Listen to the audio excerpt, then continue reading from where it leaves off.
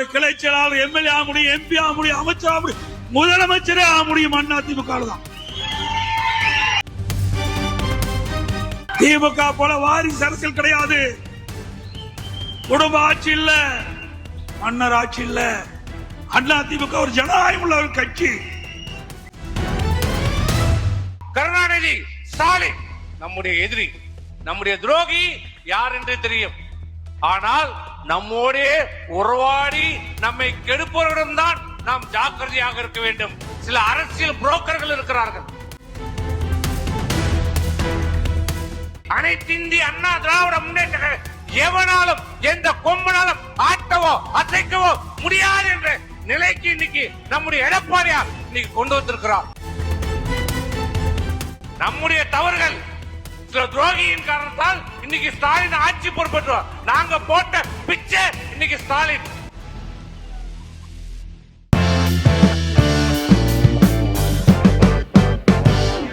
அடுத்த வருஷம் நடக்க இருக்கக்கூடிய சட்டமன்ற தேர்தலுக்காக தேர்தல் களம் விறுவிறுப்பாக செயல்பட்டு இருக்கு.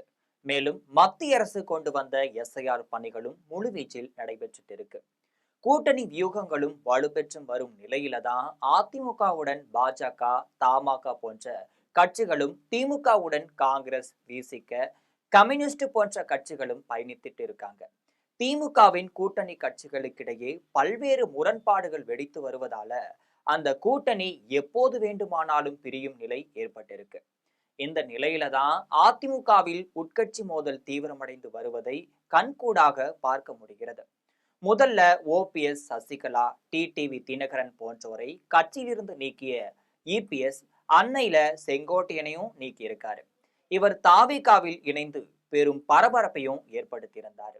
இதனை அடுத்துதான் பிரிந்தவர்களை மீண்டும் கட்சியில் சேர்க்க வேண்டும், இல்லை என்றால் வேறு மாதிரியான நடவடிக்கைகளை எடுக்க வேண்டி வரும் என அதிமுக ஒருங்கிணைப்பு குழு தலைவர் ஓபிஎஸ் அவர்கள் தெரிவிச்சிருக்காரு. இவ்வாறான நிலையில தான் இன்று அதிமுக பொதுக்குழு கூட்டம் எடப்பாடி பழனிசாமி தலைமையில நடைபெற்று முடிந்திருக்கு. இந்த பொதுக்குழு கூட்டத்துல அதிமுகவின் கூட்டணி வியூகம் குறித்தும் ஆட்சி பங்கு பற்றியும் விவாதிக்கப்படும் என்று கணிக்கப்பட்டிருக்கு. மேலும் ஓபிஎஸ் அதிமுக பொதுக்குழுவில் ஒருங்கிணைப்பது குறித்து நல்ல முடிவு எடுக்க வேண்டும் என கூறியிருப்பதால அது குறித்து இபிஎஸ் என்ன முடிவு எடுக்க போகிறார் என்பதை பொறுத்திருந்துதான் பார்க்க வேண்டும். கிளை செயலாளர் அதிமுக பொதுச் செயலாளர் வர முடியும்னா அதிமுக வர முடியும். ஒரு கிளை செயலாளர் எம்எல்ஏ ஆக முடியும், எம்பி ஆக முடியும், அமைச்சர் ஆக முடியும், முதலமைச்சரே ஆக முடியும். அதிமுக தான்.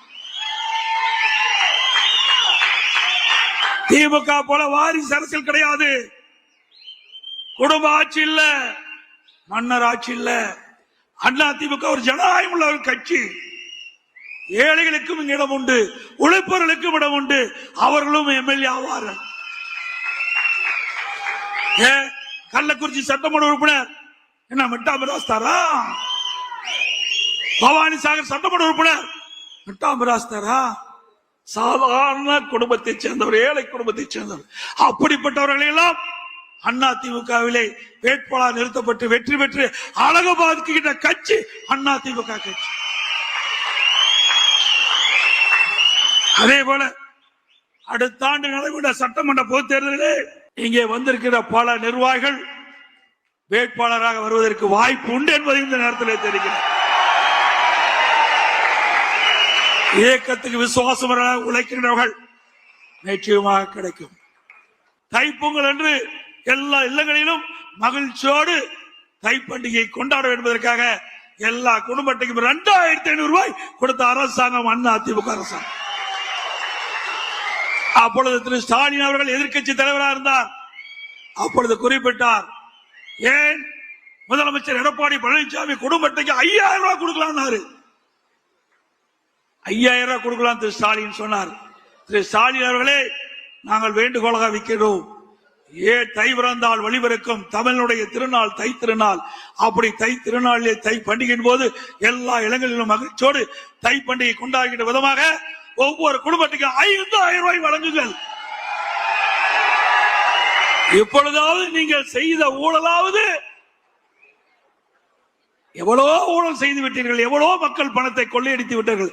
மக்களுக்கு மகிழ்ச்சி ஊட்டுகின்ற விதமாக இந்த தைப்பண்டிகை மகிழ்ச்சிகரமாக கொண்டாடுகின்ற விதமாக ஒரு 5000 ரூபாய் நீங்கள் வழங்க வேண்டும்.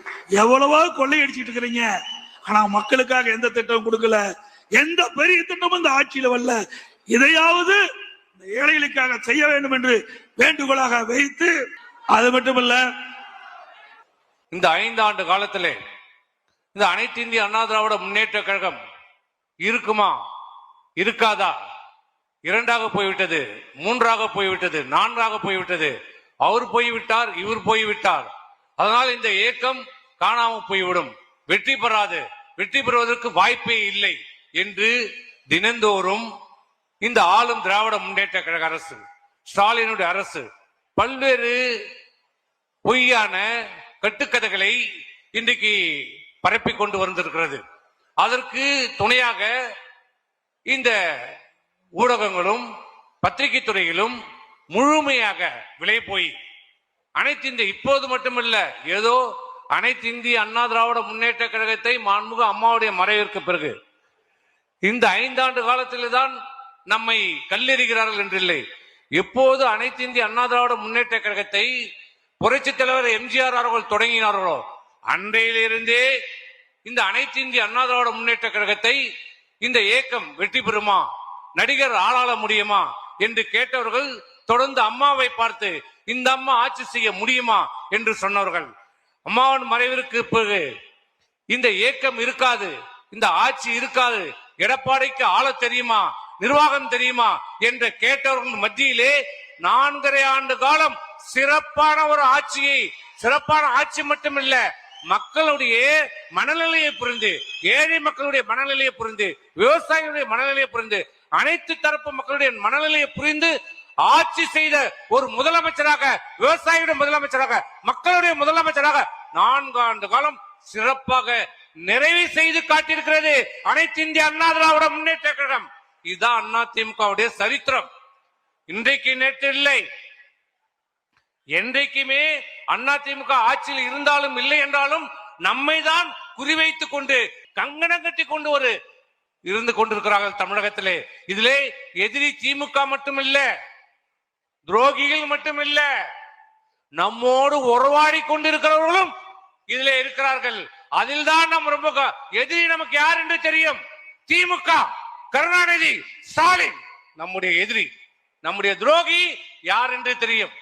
ஆனால் நம்மோடே உறவாடி நம்மை கெடுப்பவர்களிடம்தான் நாம் ஜாக்கிரதையாக இருக்க வேண்டும். சில அரசியல் புரோக்கர்கள் இருக்கிறார்கள், அவர்களிடம் நாம் ஜாக்கிரதையாக இருக்க வேண்டும். அவர்களை நாம் இனம் கண்டு கொள்ள வேண்டும். அப்படி இனம் கொண்ட காரணத்தால் தான் பல்வேறு சூழ்ச்சிகள், பல்வேறு சதி திட்டங்களை தீட்டினாலும் அதிகார பலம், ஆட்சி பலம், பண பலம் இத்தனையும் மீறி, இத்தனையும் முறியடித்து இந்த ஆட்சியை, இந்த கட்சியை இன்றைக்கு நிலைநிறுத்தி அனைத்து இந்திய அண்ணா திராவிட முன்னேற்ற எவனாலும் எந்த கொம்பனாலும் ஆட்டவோ அசைக்கவோ முடியாது என்ற நிலைக்கு இன்னைக்கு நம்முடைய எடப்பாடியார் இன்னைக்கு கொண்டு வந்திருக்கிறார். இதே நிலைமை, இதே அண்ணா திமுகவுக்கு ஏற்பட்ட ஒரு நிலைமை திராவிட முன்னேற்ற கழகத்துக்கு ஸ்டாலினுக்கு வந்திருந்தால், அந்த துண்டு சீட்டு ஸ்டாலினுக்கு வந்திருந்தால் நிலைமை என்ன? ஆனால் இப்படிப்பட்ட இயக்கத்தை இன்றைக்கு சில பத்திரிகைகளும் ஊடகங்களிலும் கணிப்பு என்ற பெயரிலே, கருத்து கணிப்பு என்ற பெயரிலே இன்றைக்கு செய்தி வெளியிட்டுக் கொண்டிருக்கிறது. இன்னும் தேர்தலுக்கு 100 நாள் இருக்கிறது. இந்த திமுக ஆட்சிக்கு முடிவுரை கவுண்ட் டவுன் ஸ்டார்ட் 100 நாள் தான் இருக்கிறது. ஆனால் அதற்கு முன்பாகவே இந்த பத்திரிகையின் மூலமாக, ஊடகங்கள் மூலமாக கருத்து கணிப்பு என்ற பெயரிலே நம்முடைய மன உறுதியை குலைப்பதற்கு, அதிமுக தொண்டர்களுடைய மன உறுதியை குலைப்பதற்கு மிகப்பெரிய சதி திட்டம் பின்னப்பட்டிருக்கிறது, செய்யப்பட்டுக் கொண்டிருக்கிறது. நம்ம எல்லாம் பார்க்கிறோம். இந்தியா முழுவதும் பல்வேறு தேர்தலிலே தேர்தல் கணிப்பை பார்க்கிறோம். எந்த தேர்தல் கணிப்பாவது 1-2 தவிர இதுவரை வந்த தேர்தல் கணிப்பு ஏதாவது உண்மையாக நடந்திருக்கிறதா? என்னைக்காவது அனைத்து இந்திய அண்ணா திராவிட முன்னேற்ற கழகம் வெற்றி பெறும் எந்த ஒரு தேர்தலில் கருத்து கணிப்பு சொல்லப்பட்டிருக்கிறதா? 2011 இல்ல, 2011 ஜெயிக்க வாய்ப்பே இல்ல. 2021 அதிமுக காணாமல் போயிடும்னா, ஆனால் நமக்கும் திமுகவுக்கு எவ்வளவு வித்தியாசம்? வெறும் 3 லட்சம் வாக்குகள். அது நம்முடைய துரோகிகள் சில செய்த தவறு, நாம் செய்த சில தவறுகளால் இன்னைக்கு திமுக ஆட்சியில் இருக்கிறது. மக்கள் வாக்களித்து திமுக வெற்றி பெறவில்லை. நம்முடைய தவறுகள், சில துரோகியின் காரணத்தால் இன்னைக்கு ஸ்டாலின் ஆட்சி பொறுப்பேற்றோம். நாங்க போட்ட பிச்சை இன்னைக்கு ஸ்டாலின் இன்னைக்கு முதலமைச்சராக இருக்கிறார். ஆகவே தயவு செய்து இந்த ஊடகங்களிலும் பத்திரிகைகளிலும் வருகிற கருத்து கணிப்பு என்ற பெயரிலே தினந்தோறும் மாலையானால் 4 பேர் ஊர்ல 4 பேர் சொல்லுவான், 4 விதமா பேசுவான். அவன் பக்கத்து வீட்டுக்காரனை கேட்டாலே அவனை யாருன்னு தெரியாது. கவுன்சிலர் ஓட்டுல நின்னா வாங்க மாட்டான், அவன் பேசுவான். நான் பார்த்து விட்டேன், நான் கேள்விப்பட்டு விட்டேன். என்னிடம் சொன்னார், இவங்ககிட்ட தான் வந்து அமித்ஷா சொன்னார்.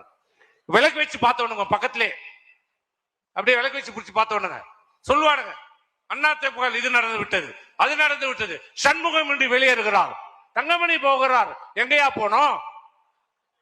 உயிருள்ள வரை இந்த அனைத்து இந்திய அண்ணா திராவிட முன்னேற்றம் இது எங்க கட்சி, எங்க கட்சிடா இது. அதிமுக தொண்டர்கள் நிரம்பிய கட்சி, தொண்டர்களால் தொடங்கப்பட்ட கட்சி, தொண்டர்களுக்காக செயல்படுகிற ஒரு இயக்கம். இது கோபாலபுரத்து குடும்பம் இல்ல, திமுக இல்ல, இது அதிமுக. ஆகவே தயவு செய்து மன உறுதியோடு இருங்க, நம்பிக்கையோடு இருங்க. உங்கள் தைரியம், உங்க மன உறுதிதான் அதிமுகவை எடப்பாடியார் 2024 மீண்டும் தமிழ்நாட்டுடைய முதலமைச்சராக நாம் அமர வைக்க வேண்டும் என்பது கூறி விடைபெறுகிறேன். நன்றி, வணக்கம்.